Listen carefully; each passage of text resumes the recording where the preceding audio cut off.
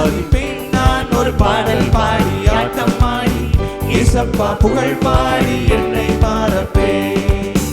ஆராதிப்பேன் நான் ஒரு பாடல் பாடி ஆட்டம் ஆடி இயேசப்பா புகழ் பாடி என்னை மறப்பேன்.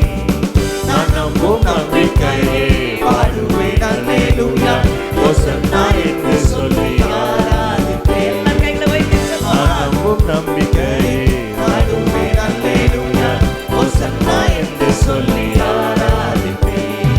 நீதியின் தேவனே வெற்றியின் தேவனே என் பட்சமாக யுத்தம் செய்வீரே. நான் பாடிடும் தேவனே நான் தேடிடும் தேவனே என் பாடலுக்கு சொந்தக்காரரே. பாடு அல்லேலூ பாடு அல்லேலூ பாடு அல்லேலூ பாடு அல்லேலூ பாடு அல்லேலூ அல்லேலூயா பாடு அல்லேலூ அல்லேலூயா. குப்பைக்குள் கிடந்தேன் நான் தூசியாக தீர்ந்தேன் நான் ஏசப்பா கரம் நீட்டி தூக்கி விட்டீரே. குப்பைக்குள் கிடந்தேன் நான் தூசியாக இருந்தேன் நான் ஏசப்பா கரம் நீட்டி தூக்கி விட்டீரே. நான் நம்பும் நம்பிக்கையே பாடுவேன் அல்லேலூயா ஓசன்னா என்று சொல்லி ஆராதிப்பேன். நான் நம்பும் நம்பிக்கையே பாடுவேன் அல்லேலூயா ஓசன்னா என்று சொல்லி ஆராதிப்பேன். நீதியின் தேவனே வெற்றியின் தேவனே என் பட்சமாக யுத்தம் செய்கிறே. நான் பாடிடும் தேவனே நான் தேடிடும் தேவனே என் பாடலுக்கு சொந்தக்காரரே. பாடு அல்லேலூ பாடு அல்லேலூ பாடு அல்லேலூ பாடு அல்லேலூ பாடு அல்லேலூ அல்லேலூயா பாடு அல்லேலூ அல்லேலூயா. துக்கத்தில் இருந்தபோது கலக்கத்தோடு நடந்தபோது அப்பாவும் கைகள் என்னை தூக்கி வந்ததே. துக்கத்தில் இருந்தபோது கலக்கத்தோடு நடந்தபோது அப்பாவும் கைகள் என்னை தூக்கி வந்ததே. நான் நம்பும் நம்பிக்கையே பாடுவேன் அல்லேலூயா ஓசன்னா என்று சொல்லி ஆராதிப்பேன். நான் நம்பும் நம்பிக்கையே பாடுவேன் அல்லேலூயா ஓசன்னா என்று சொல்லி ஆராதிப்பேன். நீதியின் தேவனே வெற்றியின் தேவனே என் பட்சமாக யுத்தம் செய்கிறே. நான் பாடிடும் தேவனே நான் தேடிடும் தேவனே என் பாடலுக்கு சொந்தக்காரரே. பாடு அல்லேலூ பாடு அல்லேலூ பாடு அல்லேலூ பாடு அல்லேலூ பாடு அல்லேலூ அல்லேலூயா பாடு அல்லேலூ அல்லேலூயா. காலங்கள் கடந்த போது நாட்கள் எல்லாம் மாறிட்டாலும் நீ செய்த நன்மையை நான் என்றும் மறப்பேன். காலங்கள் கடந்து சென்று நாட்கள் எல்லாம் மாறிட்டாலும் நீ செய்த நன்மையை நான் என்றும் நினைப்பேன்.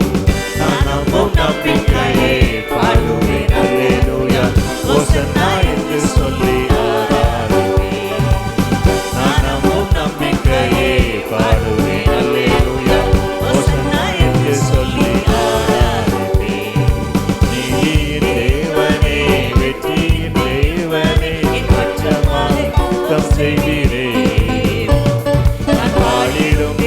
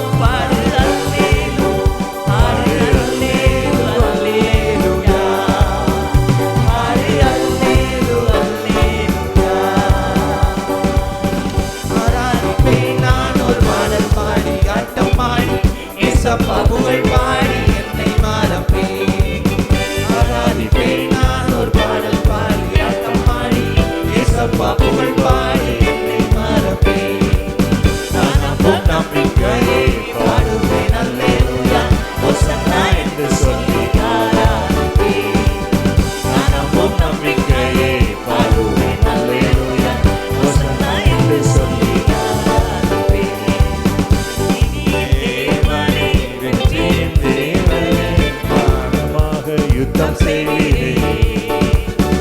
பாடிடும் தேவனே, தேடிடும் தேவனே, பாடலுக்கு சொந்தக்காரரே. பாடு அல்லேலூ, பாடு அல்லேலூ, பாடு அல்லேலூ, பாடு அல்லேலூ, பாடு அல்லேலூ, அல்லேலூயா. எல்லாம் கண்களை மூடி சொல்லுவோம். அல்லேலூ, அல்லேலூயா. பாடு அல்லேலூ, அல்லேலூயா. எல்லாம் கண்களை மூடி உம்மை அருகிலே இருக்கிற ஆவியானவரை உணர்ந்து கொள்வோம். பிதாவாகிய தேவனாலும் கர்த்தராகிய இயேசு கிறிஸ்துவினாலும் உங்களுக்கு கிருபையும் சமாதானம் உண்டாவதாக நான் வாழ்த்துகிறேன். அவர் சர்வ வல்லமையுள்ள தேவன். ஆண்டவராகிய இயேசு கிறிஸ்து சர்வ வல்லமையுள்ள தேவன்.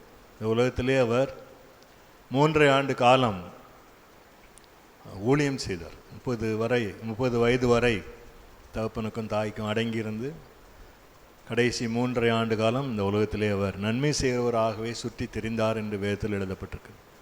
சாசின் பிடியில் அகப்பட்ட அனைவரையும் அவர் என்ன செய்தார்? விடுதலை ஆக்கினார். நோயுற்றவர்களை சொஸ்தமாக்கினார். மரித்தவர்களை உயிரோடு எழுப்பினார். அவர் சர்வ வல்லமையுள்ள தேவன். அவர் சுவிசேஷங்கள் எழுதப்பட்டிருக்கு, நானே வழியும் சத்தியமும் ஜீவனுமாய் இருக்கிறேன் என்று சொல்லி அவர் சொன்னார். அவர் தான் வழி. இந்த உலகத்தில் ஒரு நண்பர் என்கிட்ட கேட்டார். அவர் கிறிஸ்துவர் அல்ல. நான் என்னுடைய சம்பாத்தியத்தில் ஒரு பெரும் பகுதியை நான் அனாதை ஆசிரமங்களுக்கு கொடுக்குறேன். நிறைய பேருக்கு நான் என்னால் முடிஞ்ச உதவிகளை செய்கிறேன். என்னால் முடிஞ்ச வரைக்கும் தவறுகள் செய்யாதபடி நான் என்னை காத்துக்கொள்ள முயற்சி செய்கிறேன். அப்போ நான் பரலோகத்தில் இருப்பேனா, மோட்சத்தில் இருப்பேனா? நான் மோட்சத்துக்கு தானே போவேன் அப்படின்னு சொல்லி என்கிட்ட கேட்டார். அவர் கிறிஸ்துவை அறியாதவர். அப்போ நான் சொன்னேன், ஆண்டவராகிய இயேசு கிறிஸ்துவை இல்லாமல் ஒருவர் என்ன செய்ய முடியாது? பரலோகத்துக்குள்ளே போக முடியாது. அவர் சொல்லியிருக்கார், நானே வழின்னு சொல்லியிருக்கார், அல்லது நானே வாசல்னு சொல்லியிருக்கார். என்னால் ஏண்டி ஒருவனும் என்ன செய்ய முடியாது? பிதாவினிடத்தில் வர முடியாது அப்படின்னு சொல்லியிருக்கார். இதை நீங்கள் ஒத்துக்கொள்கிறீங்களா? அவரால் ஏண்டி வேற ஒருவாலும் ரட்சிப்பு இல்லை. இயேசுவால் அன்றி வேறு ஒருவராலும் என்ன இல்லை? ரட்சிப்பு இல்லை. இந்த நாளிலும் நாம் அந்த காரியத்தை குறித்து தான் நம்ம சிந்திக்க போகிறோம். யோவான் சுவிசேஷம் 14ஆம் அதிகாரம் 6ஆம் வசனத்தை நாம் வாசிக்கலாம். யோவான் 14:6. அதற்கு இயேசு, நானே வழியும் சத்தியமும் ஜீவனுமாய் இருக்கிறேன், என்னாலே அல்லாமல் ஒருவனும் பிதாவினிடத்தில் வரான். அல்லேலூயா. நானே வழியும் சத்தியமும் ஜீவனுமாய் இருக்கிறேன். இந்த நிகழ்ச்சியை நீங்கள் அந்த 14ஆம் அதிகாரத்தை நீங்கள் வாசித்து பார்த்தீங்கன்னா, அங்கே ஒரு சம்பவம் நடக்கு. அதாவது தம்முடைய சீஷர்களுக்கு என்ன சம்பவிக்க போகிறது என்பதை குறித்து ஆண்டவர் போதித்து கொண்டிருக்கிறார். வருங்காலத்தில், மிக குறுகிய காலத்தில் என்னென்ன மனுஷகுமாருக்கு நடக்கப் போகிறது என்பதை குறித்தெல்லாம் சீஷர்களுக்கு எல்லாவற்றையும் கற்றுக் கொடுத்து கொண்டிருந்தார். அப்போ அப்படி சொல்லும்போது அவர் சொன்னார், பிதாவின் வீட்டில் அநேக வாசஸ்தலங்கள் உண்டு, நான் போய் என்ன செய்ய போகிறேன்? எல்லாவற்றையும் உங்களுக்காக ஆயத்தம் பண்ண போகிறேன் அப்படின்னு சொல்லி தீர்க்க தரிசனமாக சொல்லிட்டு, நீங்கள் நான் எங்கு போகிறேன் என்பதை அறிவீர்கள், எந்த வழியாக செல்கிறேன் என்பதையும் அறிந்திருக்கிறீர்கள் அப்படின்னு சொல்கிறார். எங்கே போகிறேன்னு உங்களுக்கு தெரியும், எல்லாத்தையும் நான் உங்களுக்கு சொல்லிட்டேன், எப்படி போக போகிறேங்கிறதும் உங்களுக்கு தெரியும் அப்படின்னு சொல்கிறார். அப்போ தோமா தான் உடனே இப்போ கேட்காரு, ரொம்ப அப்பாவித்தனமாக கேட்கார், நீர் போகிற இடத்தை அறியோமே, வழியை நாங்கள் எப்படி அறிவோம்? எங்கே போகிறேன்னு எங்களுக்கு தெரியாது, வழி எங்களுக்கு எப்படி தெரியும் அப்படின்னு சொல்லி சொன்ன உடனே தான் ஆண்டவர் சொல்லார், ஏன்ப்பா இவ்வளோ சொல்லியிருக்கேன் உங்களுக்கு புரியலையா அப்படின்னு சொல்லி சொல்கிறார், நானே வழியும் சத்தியமும் ஜீவனுமாக இருக்கிறேன்னு சொன்னார். ஒரு அற்புதமான ஒரு காரியம். நானே வழியும் சத்தியமும் ஜீவனுமாக இருக்கிறேன். எல்லாம் சீஷர்களுக்கு எல்லாவற்றையும் கற்றுக் கொடுத்தார். அவங்களுக்கான நிறைய காரியங்கள் என்ன செய்யலை? விளங்கலை. நடந்து முடிஞ்ச பிறகு தான் அவங்களுக்கு எல்லாம் புரிஞ்சுது. ஓ, இதை குறித்து தான் சொன்னார்னு சொல்லி அதுக்கப்புறம் ரொம்ப அதிக வைராக்கியமாக என்ன செஞ்சாங்க, இயேசுவை குறித்து திருஷ்டாந்தமாய் சொல்ல ஆரம்பித்தார்கள். இந்த ஆண்டவராகிய இயேசு கிறிஸ்து நானே வழி அப்படின்னு சொல்லுவார். யோவான் சுவிசேஷம் 10ஆம் அதிகாரம் 9ஆம் வசனத்தில் சொல்கிறாரு, நானே வாசல் அப்படின்னு சொல்கிறத நம்ம பார்க்குறோம். யோவான் 10ஆம் அதிகாரம் 9ஆம் வசனம், நானே வாசல், என் வழியாய் ஒருவன் உட்பிரவேசித்தால் அவன் ரட்சிக்கப்படுவான். அவருடைய வழி, அதுதான் வழி. அப்போ அந்த வழி என்பது ஆண்டவராகிய இயேசு கிறிஸ்து. அவர் தான் நமக்கு வழியாக இருக்கிறார். நம்ம என்ன செய்யணும்னா உரிமையோடு ஜெபித்து இந்த வழியை தெரிந்து கொள்ளணும். இந்த காரியங்களை நம்ம அறிந்திருக்கிற நாம் என்ன செய்யணும், நல்லா நினைவில் கொள்ளணும். எந்த இடத்துலையும் என்ன செய்யக்கூடாது, நம்ம ஆசிலேஷன் ஆகக்கூடாது, அதாவது தடுமாறக்கூடாது. ஒரே வழி தான், ஆண்டவராகி இயேசு கிறிஸ்துவை நான் பற்றி கொண்டிருக்கிறேன், நிச்சயமாக நான் ஒரு நாள் என்ன செய்ய மாட்டேன், வழி விலகி செல்ல மாட்டேன்னு சொல்லி. இந்த ஆங்கிலத்தில் ஆங்கில இலக்கியத்தில் ஒரு கவிதை உண்டு, த ரோட் நாட் டேக்கன் அப்படின்னு சொல்லி ஒரு போயம் உண்டு. த ரோடு நாட் டேக்கன், 2 வழி இருக்குது. யாருமே சொல்கிறதுக்கு, வழி சொல்கிறதுக்கு இது எங்கே போகுது இது எங்கே போகுதுன்னு சொல்கிறதுக்கு அங்கே ஒன்றுமே வைக்கலை, வழிகாட்டி வைக்கலை. சரி, நம்ம இந்த வழியில் போவோம் அப்படின்னு சொல்லி போகிறாரு அவர். சரி, நான் இங்கே வந்ததுனால எனக்கு என்னென்ன கிடச்சிது, நான் ஒருவேளை அந்த வழியில் போயிருந்தா இன்னும் பெரிய காரியங்களை பார்த்துருப்பணும் அப்படின்னு சொல்லி ரொம்ப வருத்தப்படுற மாதிரி ஒரு காரியம் எழுதப்பட்டிருக்கும். The road not taken. எப்பொழுதுமே மனுஷன் இருக்கிறத விட்டுட்டு என்ன செய்வான், பறக்கிறது தான் பிடிக்க ஆசைப்படுவான். அப்படிதானா?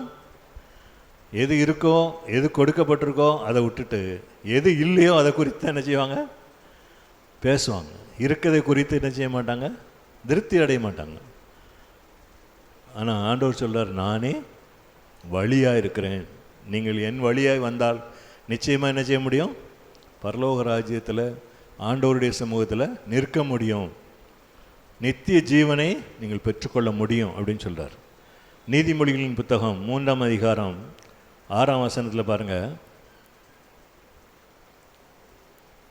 ஒரு அறிவுரை நமக்கு கொடுக்கப்பட்டிருக்கு. நீதிமொழிகள் முழுவதும் நம்ம என்ன செய்யணும், ஒவ்வொரு நாளைக்கும் ஒவ்வொரு நீதிமொழிகளை நம்ம வாசிக்கணும். பக்க நம்பர் சொல்லுங்கள், வாசிக்கோங்க.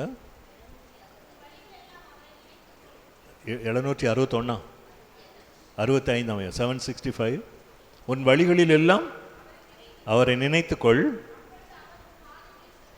அப்பொழுது அவர் உன் பாதைகளை செவ்வைப்படுத்துவார். நம்ம வழிகளிலெல்லாம் என்ன செய்யணும்னா, என்ன காரியமாக இருந்தாலும் சரி, பிள்ளைகளுடைய படிப்புனால், பிள்ளைகளுடைய காரியங்கள், எதிர்காலம், அவருடைய திருமண காரியங்கள், ஒரு நிலம் வாங்கணும், ஒரு இடம் வாங்கணும், ஒரு வீடு வாங்கணும், எதுவாக இருந்தாலும் வழிகளிலெல்லாம் என்ன செய்யணும், ஆண்டவரை நினச்சிக்கிடணும். இயேசுவே வழி என்பதை நாம் என்ன செய்யக்கூடாது, ஒரு நாளும் மறந்து போகக்கூடாது. முதல்ல என்ன செய்யணும், கவர்மெண்ட்டில் அப்ரூவல் வாங்குகிறோமோ வாங்கலையோ, பரலோகத்தில் என்ன செய்யணும், ஒரு அப்ரூவல் வாங்கணும்.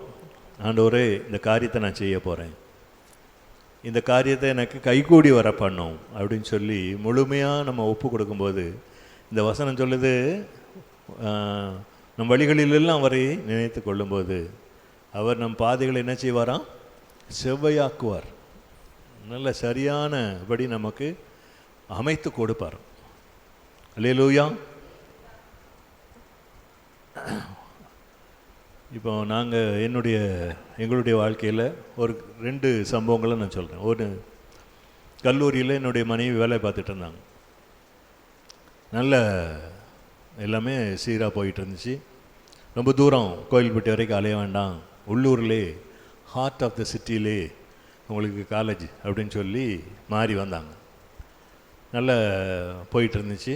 திடீர்னு ஒரு நாள் என்கிட்ட சொன்னாங்க ஒரு வசனம், மீகா தீர்க்கதரிசியின் புஸ்தகம் 2ஆம் அதிகாரம் 10ஆம் வசனம், இந்த வசனத்தை ஆண்டவர் எனக்கு கொடுத்தாரு அப்படின்னு சொல்லி என்கிட்ட ராத்திரி ஜெபம் பண்ணும்போது சொன்னாங்க. அதில் என்ன இருக்கு, எழுந்திருந்து போங்கள், இது நீங்கள் இளைப்பாறும் இடம் அல்ல, இது தீட்டுப்பட்டது, இது உங்களை நாசப்படுத்தும், அந்த நாசம் மிகவும் கொடியதாக இருக்கும்.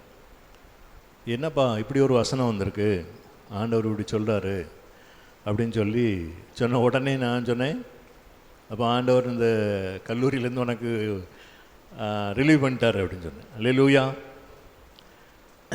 ஒரு ஆண்டு கூட ஆகலை, ஒரு எதிர்பாராத தருணத்தில் இந்த வாக்கு கொடுக்கப்பட்டது. அப்போ இது ஆண்டவருடைய சத்தம், இது அவருடைய வழிநடத்தல் அப்படிங்கிறத நம்ம என்ன செய்யணும், அறிந்து கொள்ளணும். அதுக்கு உடனே என்ன செய்யக்கூடாது, ஐயோ நம்ம எல்லாத்தையும் விட்டுட்டு வந்தோமே இப்படி ஆகிட்டே அப்படின்னு நம்ம என்ன செய்யக்கூடாது. இதை விட சிறந்தது அவர் நமக்கு தருவார். அப்புறம் ஒரு 40 நாட்கள் அவங்க நல்லா உபவாசித்து ஜெபித்த போது ஆண்டவர் புதிய வழிகளை திறந்தார். அதாவது ஒரு அரசு உதவி பெறும் கல்லூரியில் வரலாற்றிலே இல்லாத நிகழ்ச்சி ஒன்று நடந்தது. ஒரு எக்ஸ்பீரியன்ஸ்டு மேத்ஸ் ஹேண்ட் வேணும் அப்படின்னு சொல்லி அவங்க சொல்லியிருந்தாங்க. போய் பாருங்கள், பிரின்ஸிபலை பாருங்கன்ட்டு. இவங்க போகவே இல்லை. 1ஆம் தேதி, ஜூன் 1ஆம் தேதி சொன்னாங்க. 9 நாள் நாங்கள் போகலை. 10ஆவது நாள் கல்லூரியிலேருந்து ஒரு அலுவலகத்தில் வேலை பார்க்கக்கூடிய ஒரு அம்மா வந்து உங்களை கையோட பிரின்ஸிபல் கூட்டிகிட்டு வர சொன்னாங்க அப்படின்னு சொல்லி கூட்டிகிட்டு போய் அப்பாயின்மெண்ட் ஆர்டர் கொடுத்தாங்க. அல்லேலூயா. இது சாதாரணமாக நடக்குமா? நம்ம அப்ளிகேஷன் கொடுத்து அவரை பார்த்து இவரை பார்த்து தான் என்ன செய்ய முடியும், வேலை வாங்க முடியும். அப்படி தானே? வேலையெல்லாம் எங்கேயாவது அப்படி கூப்பிட்டு கொடுப்பாங்களா? அவரை சார்ந்து இருக்கும்போது அவர் அற்புதமாய் நம்மை நடத்துகிற தேவனாக இருந்தார். அப்போ இது நாங்கள் ஒரு சம்பவம். இன்னொரு நிகழ்ச்சி வந்து நாங்கள் 7 ஆண்டுகள் ஒரு வீட்டில் வாடகைக்கு இருந்தோம். அப்போ ஜெபம் பண்ணும்போதெல்லாம் என்ன ஜெபம் பண்ணோன்னா, இனிமேல் நாங்கள் என்ன செய்யக்கூடாது, இன்னொரு வாடகை வீடு தேடக்கூடாது. இனிமேல் போனால் என்ன செய்யணும், நாங்கள் எங்கள் சொந்த வீடு தான் போகணும். சுவாமி எங்களுக்கு ஒரு வீடு தாங்க அப்படின்னு சொல்லி இப்படி ஜெபம் பண்ணிகிட்டே இருப்போம். எங்கள் ஜெபம் சின்ன பிள்ளைகளாக இருப்பாங்க, எல்லாருமே சேர்ந்து என்ன செய்வாங்க, ஜெபம் பண்ணுவாங்க, ஆண்டவரே எங்களுக்கு வீடு வேணும் அப்படின்னு சொல்லி. இப்போ ஒரு நாள் எனக்கு ஒரு விஷன், ஒரு தரிசனம் கிடச்சிது. என்னென்னா, ஒரு வீட்டினுடைய அவுட்லைன், ஒரு வீடு நம்ம கார்ட்டூன்லலாம் வரைவோம் தெரியுமா, அதே மாதிரி ஒரு வீடு, ஒரு லாரி வீட்டு முன்னால் ஒரு லாரி நிற்க மாதிரி, அதுவும் கார்ட்டூன் மாதிரி தான், ஒரு படம் மாதிரி இருந்துச்சு. அப்போ நான் சொன்னேன், நான் ஒரு விஷன் பார்த்தேன், ஆண்டவர் நமக்கு ஒரு வீடும் தராரு, ஒரு லாரியும் தராருன்னு சொல்லி. அதுக்கப்புறம் இந்த வீடு, இந்த இடத்த ஆண்டவர் கொடுத்தார். வாங்கவே முடியாத சூழ்நிலையில் வாங்கினோம். நாங்கள் வாங்கும்போது இதுக்கு பாதையே இல்லை, ஆனால் அப்ரூவ்டு லே அவுட். அப்போ இந்த வேர் ஹவுஸ்க்கு வரக்கூடிய லாரி வர்றதுக்காக ஒரு சின்ன மண் ரோடு இருக்கும், அதில் தான் வந்தோம். ஆனால் எங்களுக்கு இடத்த கொடுத்தவர் சொன்னார், இதில் ஒரு ஸ்கீம் ரோடு இருக்குது 60 அடி, அதுதான் உங்களுக்கு தெற்கு எல்கை, அதனால் இது டெவலப் ஆகும் சார், டெவலப் ஆகும்போது நீங்கள் எங்கேயோ போயிடுவீங்கன்னு சொன்னார். முதல்ல இப்போ என்ன செய்யணும், நமக்கு அதை வாங்குறதுக்குள்ளே திராணி வேணுமே. ஆனால் ஆண்டவர் அற்புதமாய் நடத்தினார். அந்த வீடு நாங்கள் வாங்கினோம். வாடகை வீட்டிலேருந்து சொந்த வீட்டுக்கு வந்தாச்சு. அந்த வாடகை வீட்டிலேருந்து வர்றதுக்கு முன்னாடி இந்த வீட்டுக்காக ஜெபித்துட்டு இருக்கும்போது அந்த வீட்டு ஹவுஸ் ஓனர் வந்து 7 வருஷம் கழித்து என்ன பண்ணார்னா, வாடகை 2 மடங்கு ஆக்கிட்டார். எங்களை காலி பண்ணுங்கன்னு அவருக்கு சொல்ல முடியல. அதனால் என்ன, மறைமுகமாக என்ன செஞ்சார், நீங்கள் வாடகை இவ்வளோ தரணும்னு சொல்லி டபுளாக ஆக்கினார். அப்போ நாங்கள் சொன்னோம், அவ்வளோலாம் தர முடியாது, நாங்கள் ஒரு இடம் வாங்கியிருக்கோம், அதில் நாங்கள் 1 வருஷத்துக்குள்ளே வீடு கட்டி போயிடுவோம், அதனால் நாங்கள் இவ்வளோ தான் தருவோம்னு நாங்களே ஒரு வாடகை ஃபிக்ஸ் பண்ணி 1 வருஷம் அப்படின்னு டைம் கேட்டோம். உடனே அவர் சரின்னு சொல்லிட்டார். அப்போ தான் இந்த இடத்துல ஆண்டவர் எங்களுக்கு வீட்டை கொடுத்தார். அப்போ அன்றைக்கு ரொம்ப கலக்கமாக இருந்தது.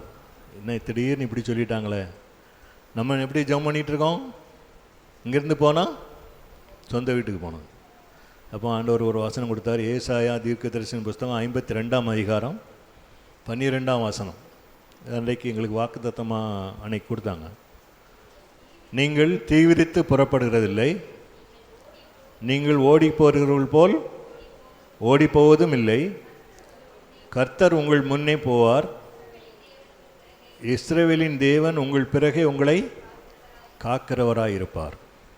இந்த வீட்டிலேருந்து நீங்கள் அவசரமாலாம் ஓடி போக வேண்டாம், நிதானமாக தான் போவீங்க. நீங்கள் என்ன செய்ய வேண்டாம், தீவிரித்து புறப்படுகிறதில்லை. இந்த வசனம் கேட்ட உடனே தான் நாங்கள் அவர்கிட்ட பேசினோம். அவர் 1 இயர் டைம் கொடுத்தாரு.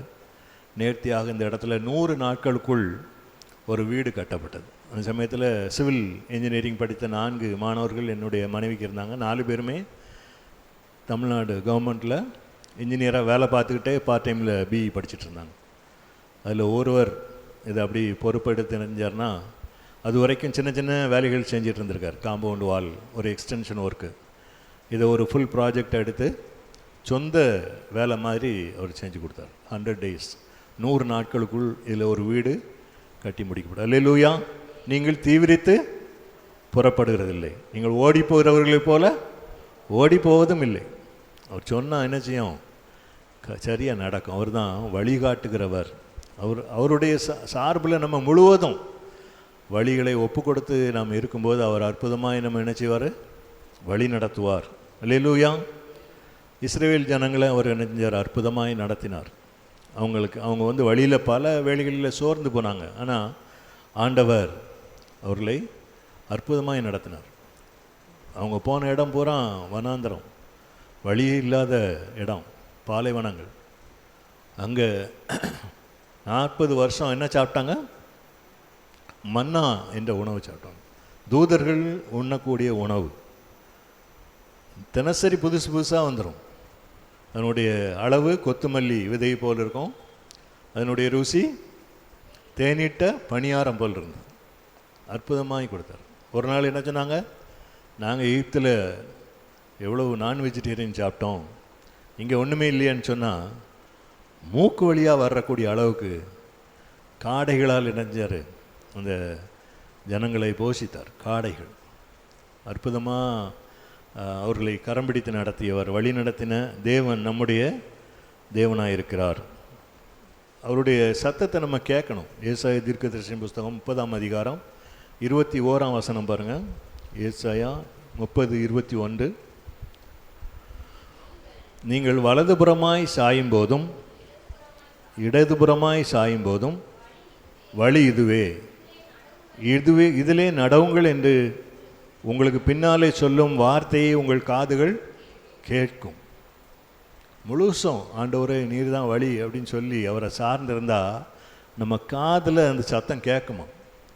இன்றைக்கும் அவர் நம்மோடு என்ன செய்ய முடியும்? ஆடிபிள் வாய்ஸில் நமக்கு கேட்கும்படியாக அவரால் பேச முடியும். அல்லேலூயா. உள்ளுணர்வின் மூலமாக பேசுவார். இந்த வேத வசனங்கள் மூலமாய் பேசுவார். தேவ மனுஷர்கள் மூலமாய் பேசுவார். யார் மூலமாவது என்ன செய்வார்? நம்முடைய காரியங்களை நமக்கு அறிவிப்பார். வழி இதுவே என்று அவர் நமக்கு சொல்லுகிற தேவன், அவரே நம்முடைய வழி. 2வதாக அந்த வசனத்தில் பார்க்கோம், நானே வழியும் சத்தியமும் சொன்னார். சத்தியம், சத்தியம்னா என்ன? உண்மை. என்ன உண்மை? நிஜம்னு சொல்லணும். நிஜமா. சின்ன பிள்ளைகள் என்ன சொல்லும்? நிஜமா சொல்கிறேன்னு சொல்லுவோம். சரி. யோவான் சுவிசேஷம் 18ஆம் அதிகாரம் 37-38 இந்த 2 வசனங்களை வாசிக்கலாம். பிலாத்து ஆண்டவருடைய விசாரணையில் ஆண்டவர்கிட்ட கேட்டான். என்ன கேட்டான்? சத்தியமாவது என்ன? போதும். இதில் என்னன்னா, ஆண்டவரை பெரிய வியாழன் அன்று இரவில் கைது பண்ணாங்க. வெள்ளிக்கிழமை அவரை சிலுவையில் அறைவதற்கு முன்பாக அந்த இரவு முழுவதும் 6 முறை அங்கெங்கும் அலைக்கழிக்கப்பட்டார். பிலாத்துட்ட போங்க, இல்லை அங்கே ராயன்ட்ட போங்கன்னு சொல்லி அலைக்கழிக்கப்பட்ட போது பிலாத்து வந்து விசாரணை பண்ணுறார். அவர் கேட்காரு, நீர் ராஜாவா அப்படின்னு கேட்காரு. நீர் ராஜாவோ? உடனே ஆண்டவர் என்ன சொன்னார்? ஆம், நீர் சொல்லுகிறபடி தான், நான் ராஜா தான் அப்படின்னு சொன்னார். சொல்லிட்டு என்ன சொன்னார்? சத்தியத்தை குறித்து நான் சாட்சி கொடுக்க வந்தேன் அப்படின்னு சொல்கிறார். சத்தியத்தை குறித்து நான் சாட்சி கொடுக்க வந்தேன், நான் தான் சத்தியம், அது சாட்சியாக சொல்லுறதுக்கு தான் நான் வந்திருக்கேன் அப்படின்னு சொல்லி அவர் சொன்ன உடனே தான் பிலாத்து கேட்டார், சத்தியமாவது என்ன? What is truth? சத்தியமாவது என்ன? வேறு யாராவது இங்கிலீஷ் லிட்ரேச்சர் படிச்சிருக்கீங்களா? ஆஃப் ட்ரூத்துன்ட்டு ஒரு கவாலி பேப்பர்ஸ்னு ஒரு 10 எஸ்ஸே உண்டு. ஆஃப் ட்ரூத், உண்மையை பற்றியது. அதில் அது அப்படி தான் ஆரம்பிக்கும். பொந்தி பிலாத்து எப்படி கேட்டார்? வாட் இஸ் ட்ரூத்துன்னு கேட்டாருன்னு சொல்லி அந்த கட்டுரை ஆரம்பிக்கும். அப்போ சத்தியமாவது என்ன அப்படின்னு கேட்டால், என்ன சத்தியம் நம்ம கேட்டால் என்ன சொல்லணும்? இயேசுவே சத்தியம்னு சொல்லணும். அவ்வளோதான். இயேசுவே சொல்லியிருக்கார், நானே வழியும் சத்தியம் ஜீவனுமாக இருக்கிறேன். அவர் தான் சத்தியம். அவர் சொன்னால் என்ன செய்யும்? சொன்னபடி நடக்கும். அவர் சொன்னபடி செய்கிற தேவன் அப்படின்னு சொல்லி நம்ம சொல்லணும். அவர் தான் சத்தியமாக இருக்கிறார். அவருடைய வார்த்தைகள் சத்தியமாக இருக்கிறது. 2 சாமுவேல் புத்தகம் எடுத்துக்கிடுங்க, 7ஆம் அதிகாரம் 28ஆம் வசனத்தில் தாவீது ராஜா ஒரு காரியத்தை சொல்கிறார். அவர் ஆண்டவருக்கு மிகவும் பிரியமான ஒரு ராஜா. அவர் பல ராஜாக்களை வென்று பெரிய அதிபதியாக இருக்கார். அவருக்கு மனசில் ஒரு என்ன இருக்குது? ஒரு வாஞ்சை இருக்குது. எருசலேமில் என்ன செய்யணும்? ஒரு தேவாலயத்தை கட்டணும் அப்படின்னு சொல்லி ஒரு வாஞ்சை இருக்குது. வாசிங்க அதை. 2 சாமுவேல் 7:28.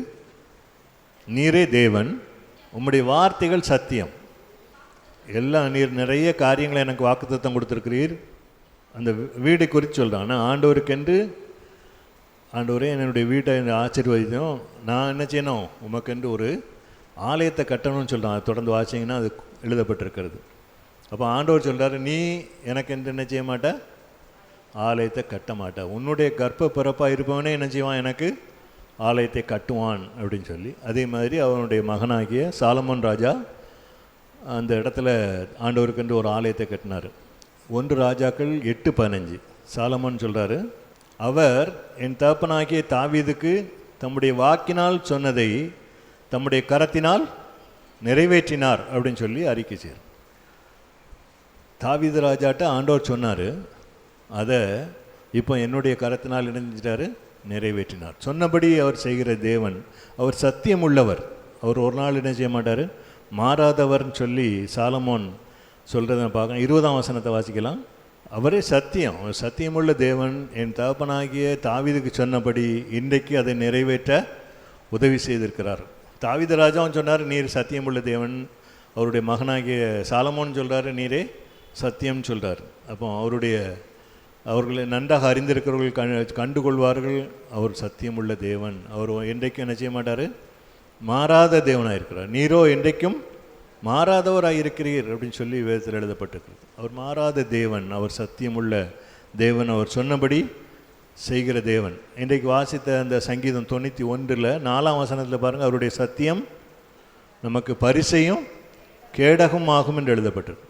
அவருடைய சத்தியம் நமக்கு பரிசையும் கேடகம் ஆகும். இந்த வார்த்தைகள் சத்தியம், ஜீவனுள்ள வார்த்தைகளை நம்ம கொடுத்துருக்குறாங்க. ஆண்டவராகி இயேசு கிறிஸ்து கொடுத்த வார்த்தைகள், இந்த வேத புத்தகம், இதில் சொல்லப்பட்டிருக்கக்கூடிய வார்த்தைகள் நமக்கு என்ன செய்யும்? பரிசையும் கேடகம், நம்மை பாதுகாக்கும். ஆண்டவர் கொடுத்திருக்கக்கூடிய பாதுகாப்பு கருவிகள்னு வச்சுக்கலாம்.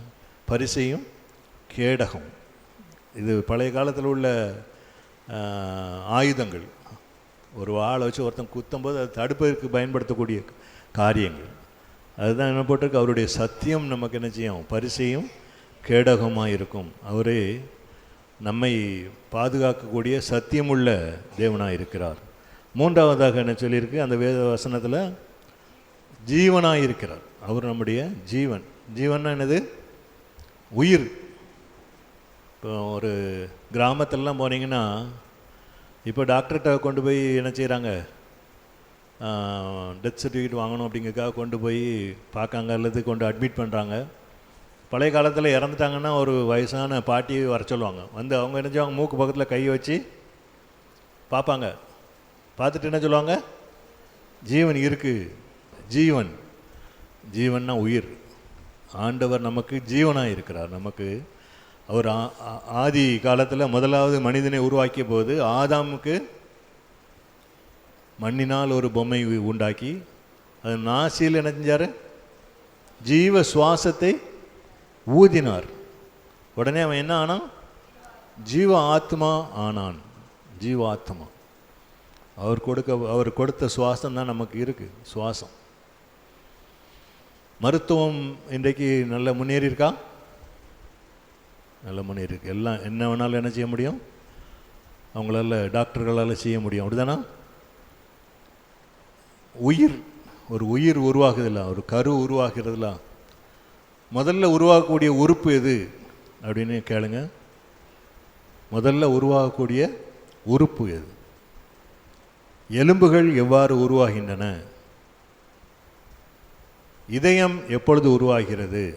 இந்த கேள்வியெல்லாம் ஒரு நல்ல எக்ஸ்பீரியன்ஸ் டாக்டர்கள்ட்ட கேளுங்க,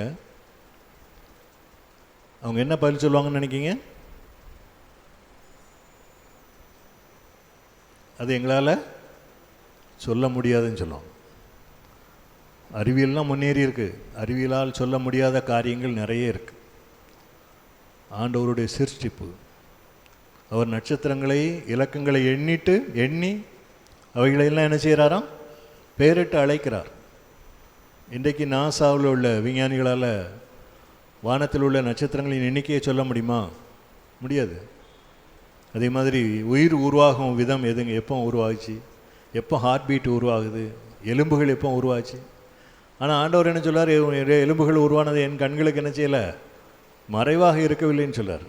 உன் கருவை என் கண்கள் கண்டதுன்னு சொல்கிறார். அற்புதமாய் நம்மை உருவாக்கி ஜீவனை கொடுக்கிறவர் அவர் தான் ஆண்டவராகிய இயேசு கிறிஸ்து. அவர் தம்முடைய ஆண்டவராகிய தேவன் யோவான் சுவிசேஷம் 3ஆம் அதிகாரம் 16ஆம் வசனத்தில் சொல்கிறாரு.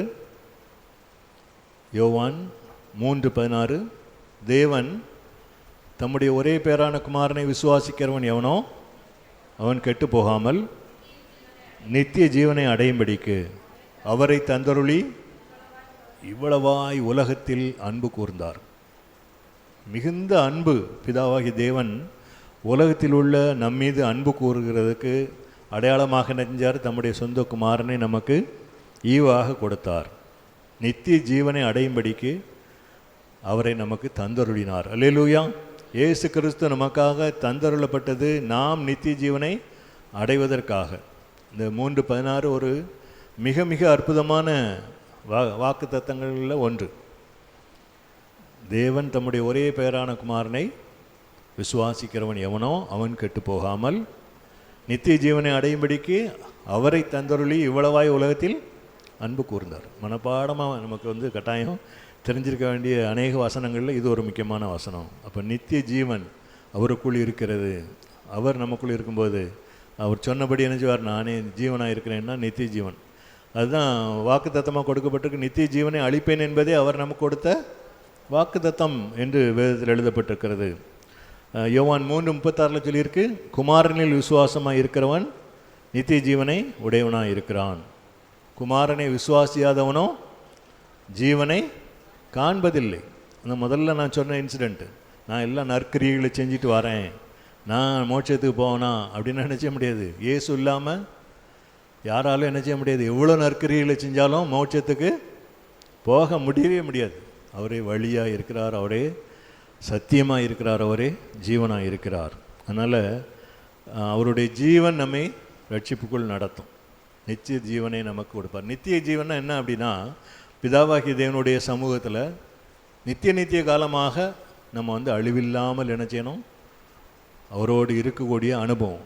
அதுதான் நித்திய ஜீவன். நித்தியம்னு என்ன அர்த்தம்? அழியாததுன்னு அர்த்தம். அது ஒரு நாள் என்ன செய்யாது? அழிந்து போகாத அது ஆத்துமா.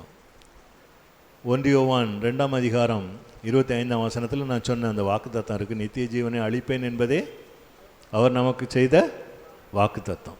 ரோமர் 6:23 பாருங்கள். ரோமருக்கு எழுதின நிருபம், அப்போஸ்தலனாகிய பரிசுத்த பவுல் ரோமருக்கு எழுதின நிருபம் 6ஆம் அதிகாரம் 23ஆம் வசனம், பாவத்தின் சம்பளம் மரணம், தேவனுடைய கிருபை வரமோ நம்முடைய கர்த்தராகிய இயேசு கிறிஸ்துவினால் உண்டான நித்திய ஜீவன். பாவம் செய்கிற ஆத்மா என்ன செய்யும்? சாகும். ஆனால் இயேசு கிறிஸ்துவை ஏற்றுக்கொண்டிருந்தா அவருடைய ரத்தம் நம்ம என்ன செய்யணும்? பாதுகாக்கும், நம்மை அற்புதமாய் நடத்தும். தேவனுடைய கிருபை வரம்னு சொல்லியிருக்கு. அதில் என்ன பட்டிருக்கு? தேவனுடைய கிருபை வரமோ நம்முடைய கர்த்தராகிய இயேசு கிறிஸ்துவினால் உண்டான நித்திய ஜீவன். அவர் நம்மை கிருபையாய் மீட்டு கொண்டிருக்கிறார். விலைக்கரையமாய் தம்முடைய சொந்த இரத்தத்தை சிந்தியிருக்கிறார். இந்த விசுவாசத்தை என்ன செய்யக்கூடாது? நம்ம இழந்து போகக்கூடாது. இந்த விசுவாசத்தில் நம்ம நிலைத்திருக்கணும். விசுவாசத்துக்கு அநேக சோதனைகள் என்ன செய்யும்? இந்த உலகத்தில் ஏற்படும். உலகத்தில் உங்களுக்கு உபத்திரவம் உண்டு, ஆனாலும் திடன் கொள்ளுங்கள், நான் உலகத்தை ஜெயித்தேன்னு சொன்ன ஆண்டவர் நம்மோடு இருக்கிறார். அதனால் விசுவாச சோதனையை நேரிடுற போது நம்ம என்ன செய்யணும்? சோதனையை சகிக்கிற மனுஷன் பாக்கியவான். ரொம்ப அற்புதமாக ஆண்டவர் நம்மை நடத்துகிற தேவன். அவருடைய ஜீவன் நம்மை உயிர்ப்பிக்கும், அவருடைய ஜீவன் நம்மை வழி நடத்தும், நம்மை பாதுகாக்கும். அந்த வார்த்தைகள் நமக்கு ஜீவனை கொடுக்கும். இந்த வேதத்தில் உள்ள வார்த்தைகள் நமக்கு ஜீவனை கொடுக்கும். எபிரேயர் 4:12 போட்டிருக்கு, தேவனுடைய வார்த்தையானது, முதல் வார்த்தை வாசிங்க, தேவனுடைய வார்த்தையானது போதும், தேவனும் வல்லமையும் உள்ளதாயும். தேவனுடைய வார்த்தையில் என்ன இருக்குது? ஜீவன், உயிர் இருக்குது. அந்த வார்த்தையில் வல்லமை இருக்குது. அதனால் இந்த வார்த்தைகள், தேவனுடைய வார்த்தைகள், தேவனுடைய காரியங்கள், அவருடைய சத்தம், நம்ம அந்த செவிகள் என்ன செய்யணும்? எப்பவும் அவரை கவனிக்கிற செவியாக இருக்கணும். ஆடுகள் தம்முடைய மேய்ப்பனின் சத்தத்தை என்ன செய்யுமா? அறிந்திருக்கும். அதே மாதிரி மேய்ப்பர்களுக்கும் தங்கள் வீட்டு மாடு எது, ஆடு எது, அந்த சத்தம் எப்படி இருக்கும், அந்த மணி சத்தம் எப்படி இருக்குங்கிறதெல்லாம் தெரியும். அப்படி தானே? தூரத்தில் வரும்போதே நம்ம மாடு வந்துட்டுன்னு சொல்லுவாங்களா? கேள்விப்பட்டிருக்கீங்களா? நாங்கள் பழைய காலத்து ஆட்கள் இதெல்லாம் என்ன செய்கிறோம்?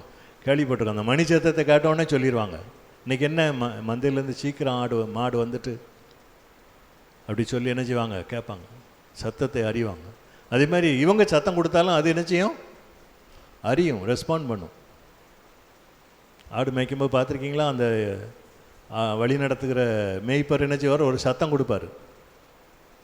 அது நமக்கு புரியாத, நான் அது புரியும். அதே மாதிரி யானை பார்த்துருக்கீங்களா? யானை, நீங்கள் எங்கள் ஊரில் ஆற்றுல யானை குளிப்பாட்டுவாங்க. அந்த பாகன் மலையாளத்தில் பேசுவார். யானைக்கு என்ன புரியும்? தமிழ் புரியாது. ஏன்னா அவங்க பழக்கப்படுத்துறது, கேரளாவில் பழக்கப்படுத்துறதுனால அது மலையாளத்தில் பேசி பேசி என்ன செய்வான்? அது மலையாளத்தில் தான் அதை கட்டுப்படுத்தும். அது ஆற்றுல அவ்வளோ சுகமாக குளிக்கும். அந்த சத்தத்தை அது அறியும். மேய்ப்பனின் சத்தத்தை ஆடுகள் அறியும், மாடுகள் அறியும், விலங்குகள் அறியும். நம்முடைய பரம மேய்ப்பன் இயேசு கிறிஸ்துவனுடைய சத்தத்தை நம்ம என்ன செய்யணும்? அறிந்திருக்கணும். அந்த சத்தத்தை கேட்கக்கூடிய செவிகள் நமக்கு கட்டாயம் இருக்கணும். எது ஆண்டோடைய சத்தம் என்பதை நமக்கு என்ன செய்யணும்? தெரிஞ்சிருக்கணும். பிசாசும் அதே மாதிரி என்ன செய்யும்? வஞ்சிக்கிற விதமாக சத்தமிடும். கவனமாக இருக்கணும். மேய்ப்பனின் சத்தம், சரி, அவரே நமக்கு வழி, அவரே நமக்கு சத்தியம், அவரே நமக்கு ஜீவனாக இருக்கிறார். அந்த விசுவாசத்தை என்ன செய்யக்கூடாதுன்னா விட்டுக்கூடாது. அந்த விசுவாசத்தில் உறுதியாக இருக்கணும்.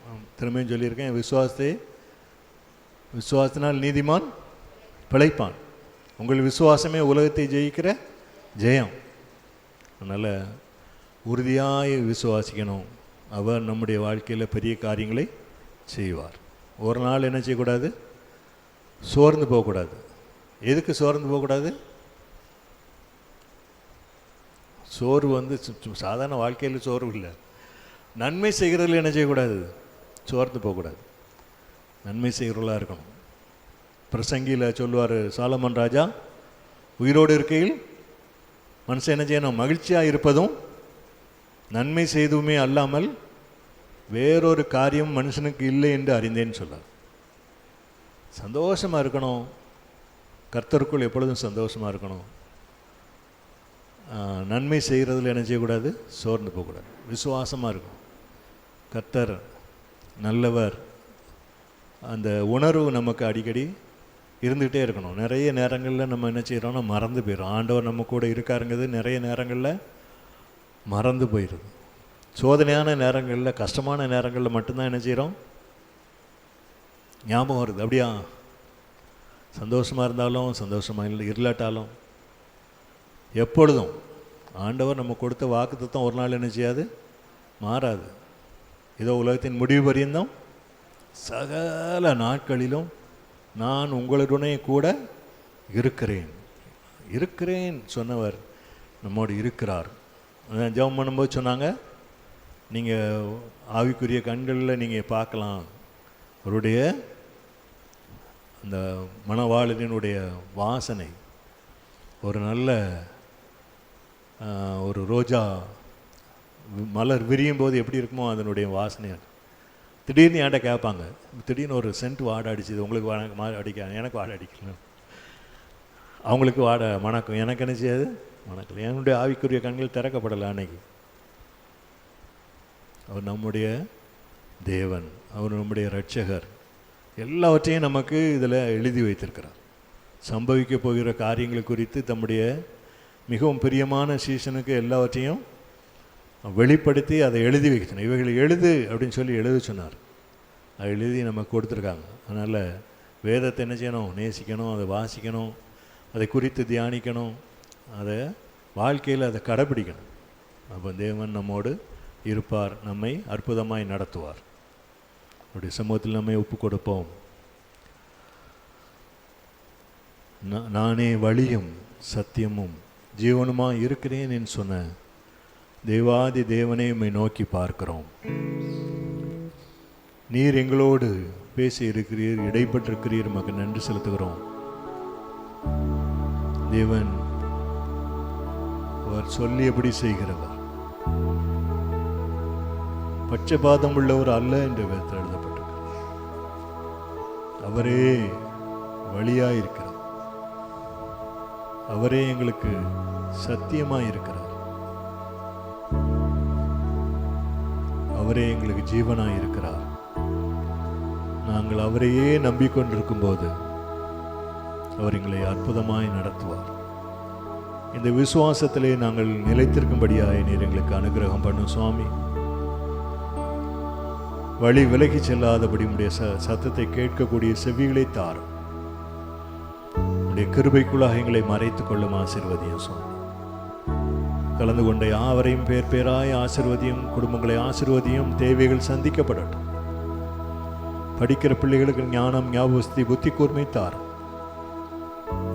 வேலை வாய்ப்புக்காக காத்திருக்கிறவர்களுக்கு நல்ல வேலை வாய்ப்புகளை உருவாக்கி தாரும்.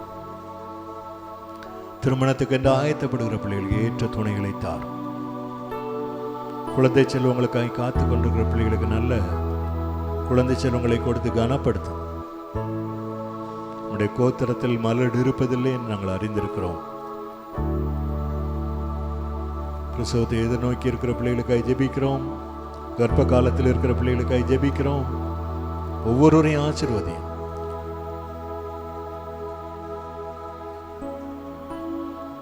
தேவைகள் சந்திக்கப்படட்டும். கடன் பாரங்கள் நீங்கி போகட்டும். நீயோ கடன் வாங்குவதில்லை, சகல ஜாதிகளுக்கும் கொடுப்பாய் என்றவர்.